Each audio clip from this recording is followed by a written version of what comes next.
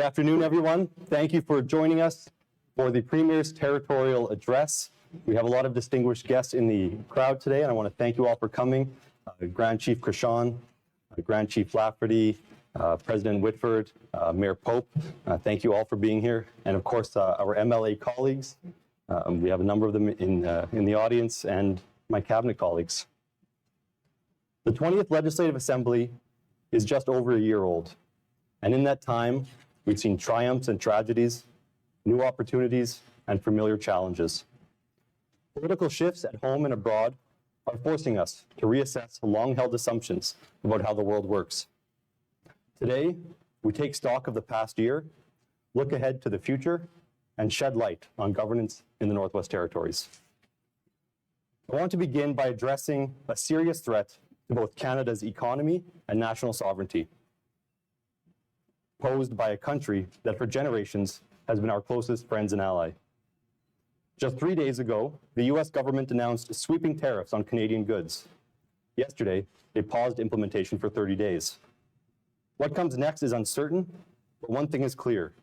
The traditional political order, where sovereignty is respected and negotiations take precedence over coercion, is shifting. We must adapt. Of course, the NWT is not alone. We stand shoulder to shoulder with every province and territory, the federal government, businesses, unions, NGOs, and the citizens of our great country as part of a strong and united Team Canada. We must each do our part to confront this threat and support one another if we are forced to adapt to a new economic order. The GNWT will do its part. Given the temporary pause, we have held off on plans to halt the procurement of American products, but we remain prepared to act if necessary. Next week, I will be traveling to Washington, D.C., along with my fellow premiers, to educate American decision makers on the importance of a strong and stable Canada-US relationship. At home, we all have a role to play. I encourage residents and businesses to buy Canadian wherever possible. If 40 million Canadians commit to buying Canadian, we will save jobs and will spur investment. And what better time to explore our own country? The vastness and beauty of the Northwest Territories is unparalleled. It offers unparalleled experiences for tourists. And what's more patriotic than exploring Canada's north?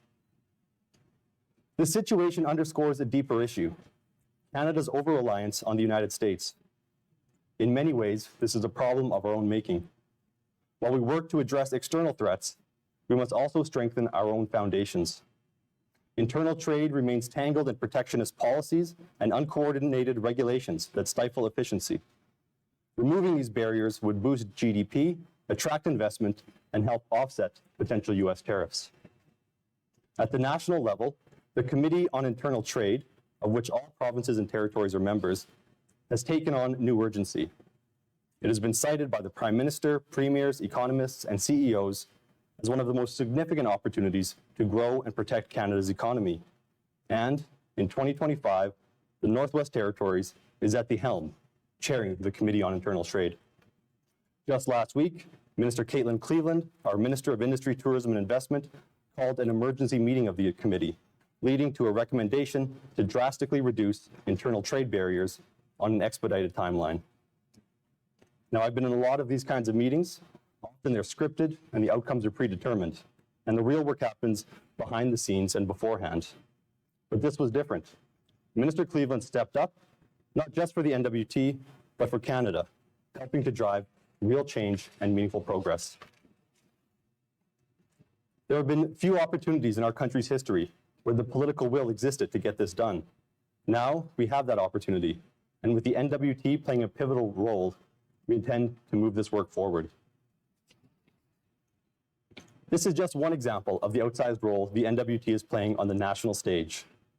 The renewed focus on sovereignty, security, and supply chains has put the NWT at the center of Canada's strategic future. I'll speak more about this later.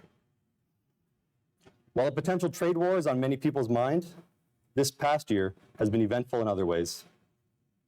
Just over a year ago, I stood up in front of my colleagues in the Legislative Assembly and shared my vision for the Northwest Territories 50 years into the future. I spoke about an NWT with a strong economy, fueled by our territory's abundance of natural resources, about healthy, thriving ecosystems, about vibrant cultures and languages, and about a unique system of governance where Indigenous self-governments and the government of the Northwest Territories work collaboratively to advance the prosperity of our people.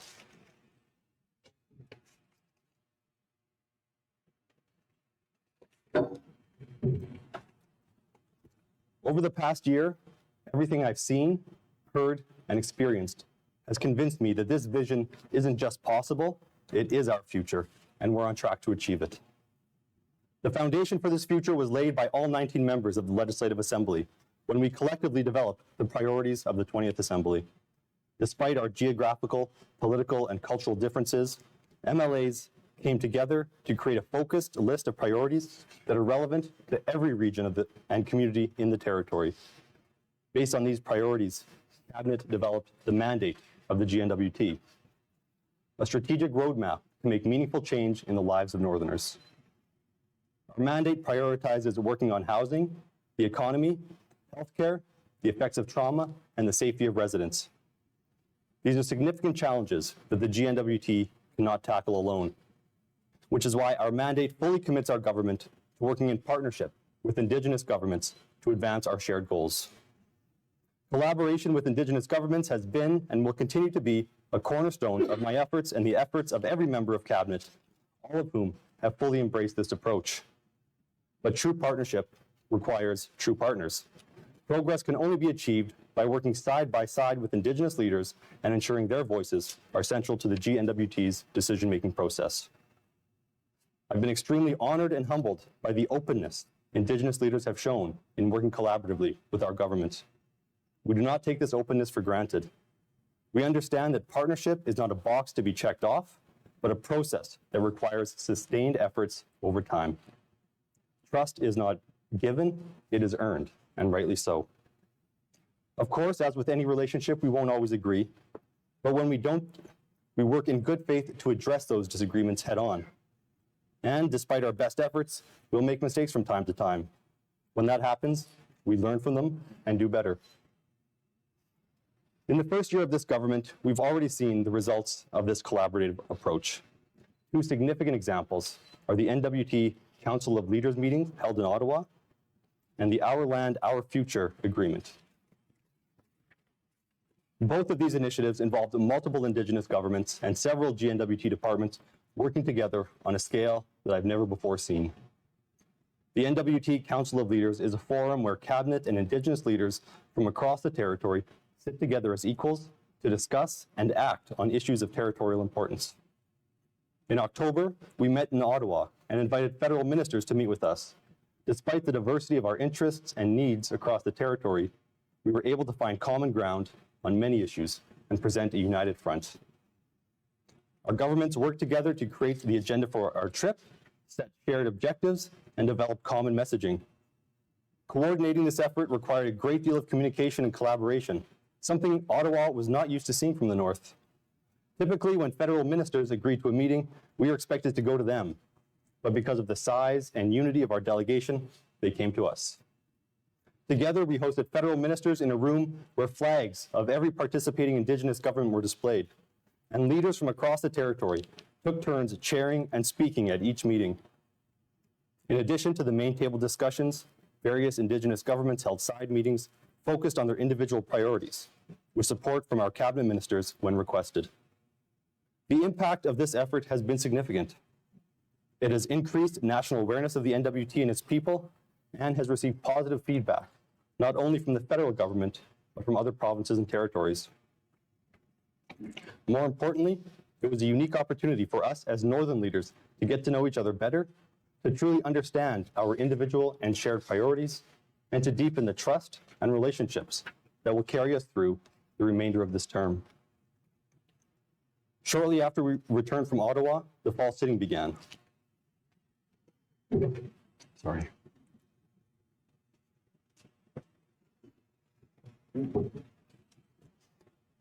One of the most significant items on the legislative agenda exemplified the trust and collaboration needed to advance our shared vision of collaborative governance. The Our Land for the Future agreement is an Indigenous-led initiative that includes 23 Indigenous governments, the GNWT, the federal government, and 3 private donors. Over the next 10 years, this agreement will bring $375 million into the NWT to support Indigenous-led conservation, land guardianship, stewardship, and economic development. To secure this funding, Bill 15, Northwest Territories Indigenous-led Conservation Fund Establishment Act, had to be passed. However, tight federal deadlines meant we could not follow our usual legislative process and report on bills before they move forward. The legislative process, of course, includes dedicated time for standing committees to review and consult on these bills. On the cabinet side, timelines had to be significantly compressed. This was challenging and, at times, uncomfortable. But it was also a powerful demonstration of trust and proof of what we can accomplish when we work together. Everyone at the table recognized the critical importance of this funding, not just for the GNWT, but for our Indigenous partners and for the future of the territory. Our regular member colleagues recognize this as well. In the end, every single member of the Legislative Assembly voted in favor of the bill. Most of this process was completed in a single day, something unprecedented in this legislature, with the final vote taking place the next day. And while accelerating the legislative process is not something I recommend or hope to repeat even, it was the right decision in support of a historic agreement. Sitting in the House that day with Indigenous government leaders in the gallery, many sitting there for many, many hours, is something that I'll always remember. Our approach to collaboration is rooted in the same principles we strive to implement in all aspects of governance. We must be deliberate, calculated, and sensible in our actions. We must adapt to changing realities, whether political shifts, economic pressure, or climate challenges. And we must be bold when the moment demands it. This focused and strategic approach is also shaping our federal engagement. In the past, the GNWT has been criticized for asking Ottawa for everything all at once without clear priorities or rationale. In this government, our approach is different. It's methodical, it's disciplined, and it's targeted. We have also taken a pragmatic approach to our fiscal situation. Our fiscal strategy proposed aligning expenditures with revenues while working to reduce debt. While we haven't met our ultimate target, we have maintained fiscal discipline, and the reductions we implemented have left us in a much stronger fiscal position than we would otherwise be in. Had we not taken these measures, we wouldn't be talking about a fiscal situation, we'd be talking about a fiscal crisis. Finances are top of mind for many people across Canada and the NWT right now. The economy remains a top priority for both the Legislative Assembly and the Government of the Northwest Territories. And we continue to advance initiatives that will strengthen growth and attract investment. A key part of this work is raising the profile of the NWT and educating the public, businesses, and industries about what we have to offer to Canada. As Premier, I worked to ensure the Northwest Territories has a stronger, more vocal presence in national and international discussions. Through op-eds in national publications, appearances on news radio programs and podcasts like Power in Politics and Wonk, and direct engagement with Canadians on platforms like Instagram, I worked to keep the challenges and opportunities of the North at the forefront of the national conversation. This isn't just about visibility, it's about advocacy. It's about ensuring that federal decision makers, business leaders, and Canadians see the NWT as an integral part of Canada's future. By keeping the North on their minds, we are paving the way for long-term partnerships and investments that will benefit all Northerners and all Canadians. External events have also elevated our profile. Over the past year, growing concerns over sovereignty and security have drawn national and international attention to the North. The Government of Canada has responded by releasing a new foreign policy and a new defense policy focused on the North, and has committed hundreds of millions of dollars in investments to advance these policies. These investments include projects like the Inuvik runway expansion and airport development, as well as the new Rangers facility in Yellowknife. We continue to push for these investments, but also for greater collaboration between Canada, the GNWT, and Indigenous governments to ensure that benefits are maximized for Northern communities. We continue to remind Ottawa that it is we, the people of the North, who are doing the real work of asserting Canada's sovereignty in this region.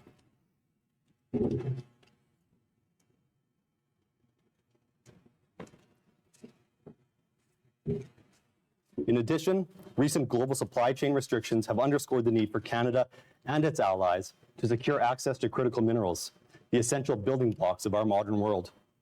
These commodities are vital for green technology, medical advancements, defense systems, and cutting-edge computing. The Northwest Territories is rich in critical minerals, and we can serve as the first link in a safe, reliable supply chain that fuels Canadian innovation, job creation, and economic stability. With uncertainty surrounding the future of international trade, it is more important than ever that we develop domestic supply chains and strengthen Canada's industrial capacity. Our economic future and that of the generations who come after us depends on a resilient and self-sustaining northern economy, one that is less vulnerable to global instability and shifting foreign policies. Of course, resource development must be done in collaboration with Indigenous peoples whose lands are impacted. The Northwest Territories has a robust regulatory system that enables development while ensuring the protection of important and sacred sites guided by Indigenous knowledge. Indigenous peoples must have both the means and the opportunity to meaningfully engage with industry on resource projects. That is why we've worked with Indigenous governments to strengthen their capacity to participate fully in these processes. At the same time, we are taking an all-of-government approach to resource development, enhancing collaborations between departments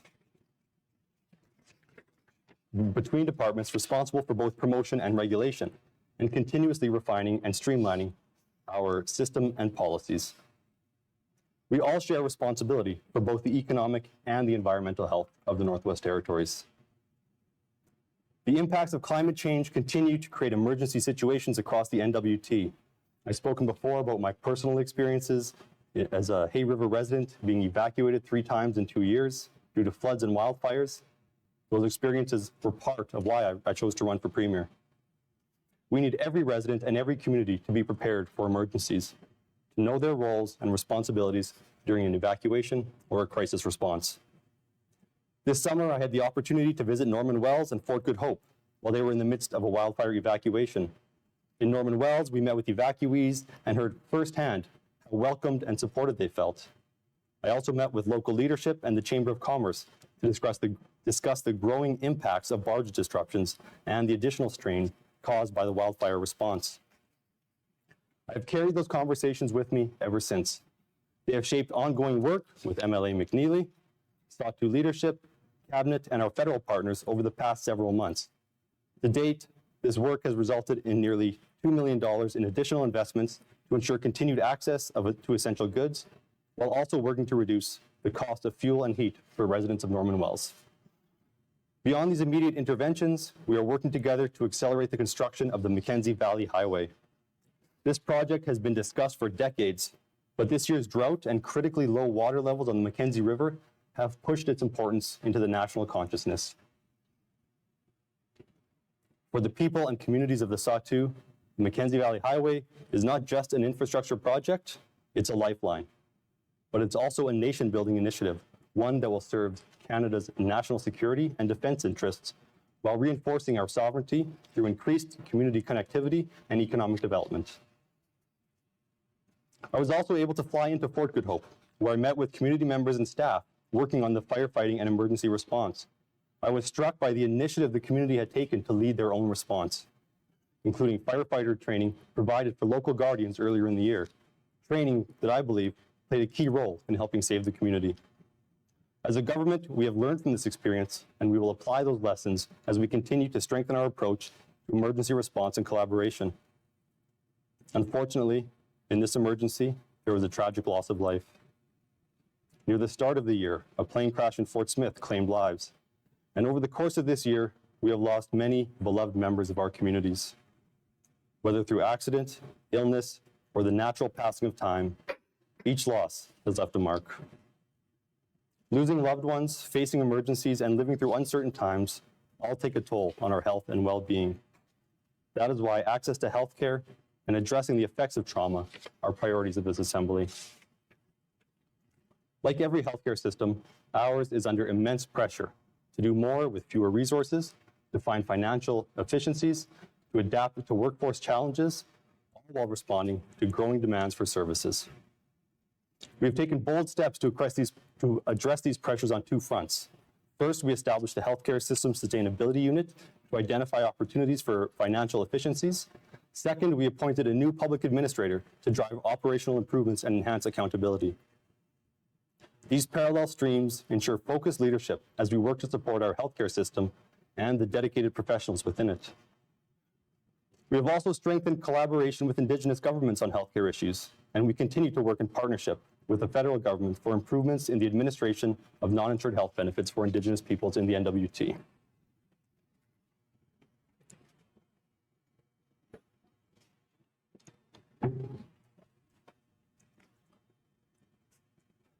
As Minister of Justice and as MLA, the number one issue I hear about is the increasing presence of illegal drugs and the devastating impact they're having on individuals, families, and communities across the Northwest Territories. Since the pandemic, drug-related crimes have risen significantly, forcing communities of all sizes to confront the deaths and destruction caused by this influx of drugs. These drugs are being trafficked by organized crime groups from southern Canada, often with the unwilling involvement of local residents. We take this crisis extremely seriously, and we're taking action. Over the past 4 years, the GNWT has responded to urgent calls from communities for stronger enforcement by funding dozens of new RCMP positions. In 2024, we expanded this effort by funding a new 7-person Territorial Crime Reduction Unit, specifically tasked with targeting illegal drugs and organized crime. RCMP officers stationed in communities are already busy handling daily policing duties. They don't always have the time or the resources for in-depth investigations. The Crime Reduction Unit fills that gap, providing dedicated enforcement capacity to disrupt the flow of drugs into our communities. In addition to this new unit, we worked with the RCMP to establish the first full-time emergency response unit in the Northwest Territories. This specialized 9-officer unit is trained to respond to critical incidents, ensuring that law enforcement has the resources necessary to handle high-risk situations. These investments build on the RCMP's divisional drug strategy, which was implemented last year and has already shown success in disrupting drug trafficking networks operating in the north. However, enforcement alone is not enough. That's why our government is introducing 3 new pieces of legislation to give the RCMP and communities stronger tools to combat crime. The first is the Safe Communities and Neighborhoods legislation, or SCAN legislation, which will allow authorities to shut down properties that are actively harming communities, including homes being used for drug trafficking. The second is new trespass legislation, which will provide clear legal authority to remove individuals from properties where they are not authorized to be and where they're engaging in criminal activity. This has been a particular issue in some apartment buildings where drug trafficking has put residents at risk. The third measure is civil forfeiture legislation, which will help ensure that those who try to profit from drug trafficking cannot keep the proceeds of their crimes.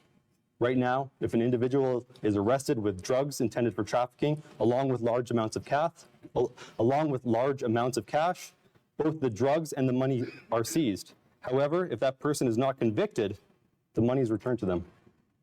Under this new legislation, the RCMP will be able to apply to the courts to permanently seize cash and assets linked to illegal activity. These strong and targeted measures are necessary to disrupt the flow of drugs, support our communities, and ensure that those who profit from criminal activity are held accountable. We will continue to take a firm and comprehensive approach to addressing this crisis, because the safety and well-being of Northerners always comes first. This response is necessary, but we cannot enforce our way out of a drug crisis. As long as there is demand for drugs, there will be a supply. I know that many residents, including our friends and family members, are struggling with addiction. While I encourage anyone who needs help to seek support, I recognize that this is easier said than done. At the same time, not everyone who uses illicit drugs is addicted. If you are a recreational drug user, understand that by sustaining demand, you are directly contributing to the drug crisis and to the pain and suffering inflicted on your fellow Northerners.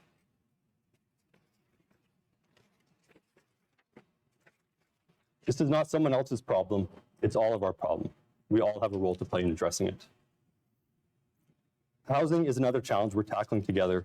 Increasingly, the federal government is investing directly with Indigenous and community governments to expand housing options and availability.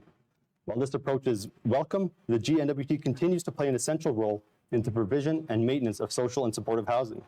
This includes transitional housing, supportive living facilities, elders housing, and public housing. The NWT Housing Forum, which brings together Indigenous governments and housing NWT, recently hosted its first symposium, bringing together all levels of government, NGOs, and industry partners to share information and collaborate on housing solutions across the territory. Housing was also a central focus of our Council of Leaders meeting in Ottawa, reinforcing our shared commitment to addressing this issue. Through targeted investments and strategic partnerships, we are making progress in tackling the housing crisis. To date, 49 units have been completed during the 20th Assembly. With another 92 in the process of construction, this is concrete progress that will make a real difference in the lives of Northerners.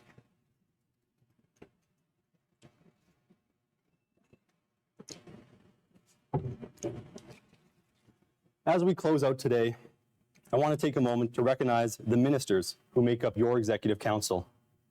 It has been an eventful year to say the least, and there's much I could say.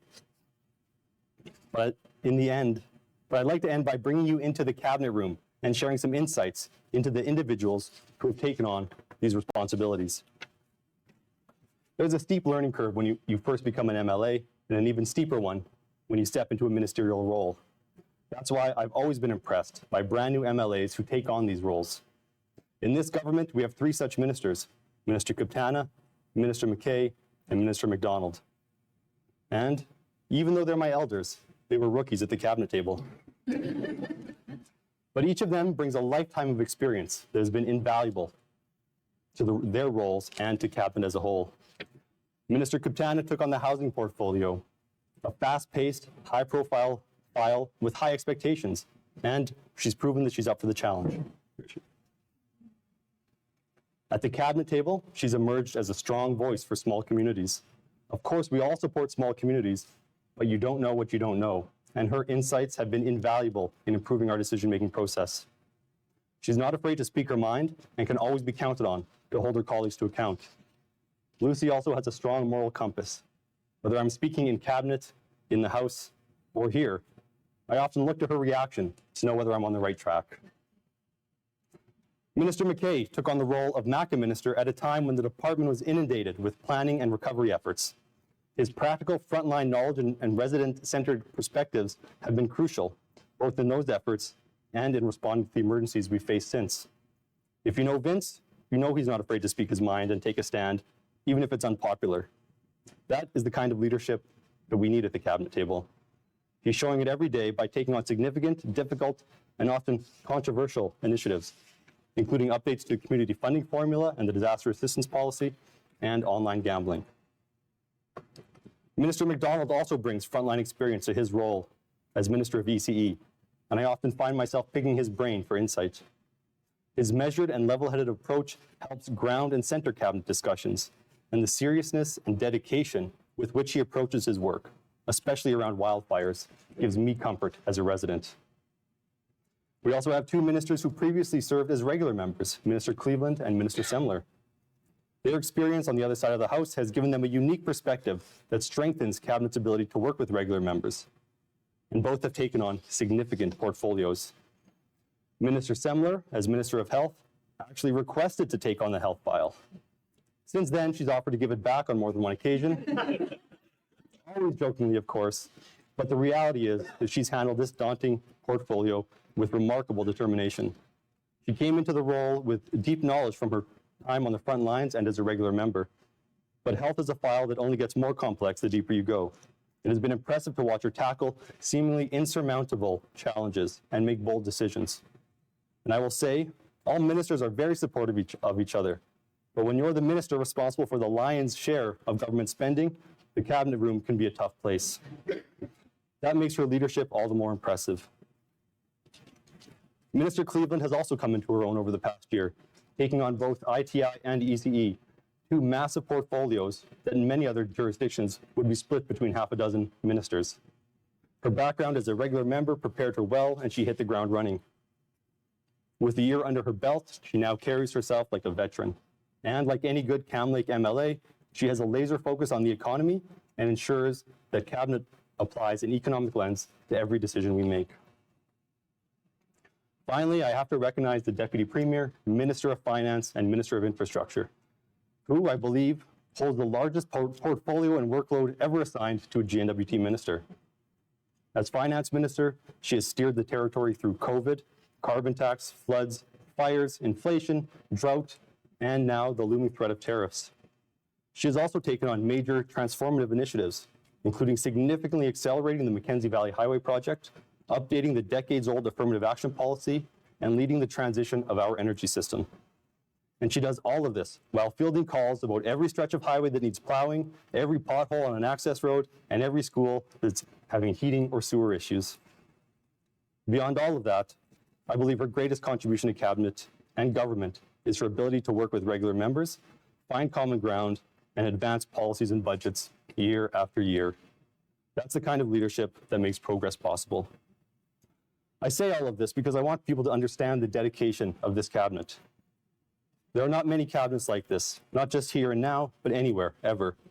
This is a group of people who take their responsibilities seriously, who care deeply about the North, and who work together with determination, even if we don't always agree. And of course, we don't always agree. That's not how leadership works. We deal with complex issues, difficult decisions, and situations where there are no easy answers. We bring different perspectives, different lived experiences, and sometimes different opinions.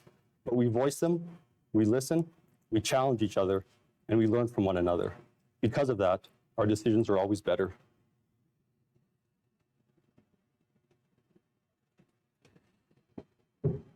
More importantly, our decisions are always grounded in the interests of the people of the Northwest Territories. That is what unites us, and that is what drives us every single day. As we move into our second year in office, our rookie year is behind us. The experience we've gained, both as ministers and as a team, will allow us to be even more effective in the year ahead. There will be challenges, there always are. But there will also be opportunities. And if this past year has proven anything, it's that when the Northwest Territory steps up, we make an impact. We lead. But leadership isn't just about government, it's about all of us. It's about the people who call this place home, the families, workers, businesses, elders, and young people who push our territory forward every single day. It's about the communities that come together in times of crisis, the partnerships we build, and the resilience that defines us as Northerners. The work ahead won't always be easy. It never is. But in the North, we don't shy away from hard work. We face it head on, we adapt, we persevere, and we do it together. I'm proud of what we've been able to accomplish so far, and I know that by continuing to work side by side with each other, with Indigenous governments, with our MLA colleagues who are essential to the success of consensus government, and with communities and all Northerners, we will keep building a stronger, more prosperous Northwest Territories, not just today, but for generations to come.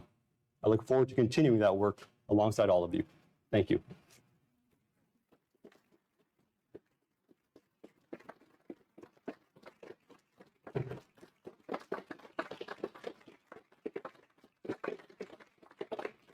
So thank you all very much for coming. There's going to be opportunities now for media questions, not here at the podium, but little breakout rooms. So thank you all very much.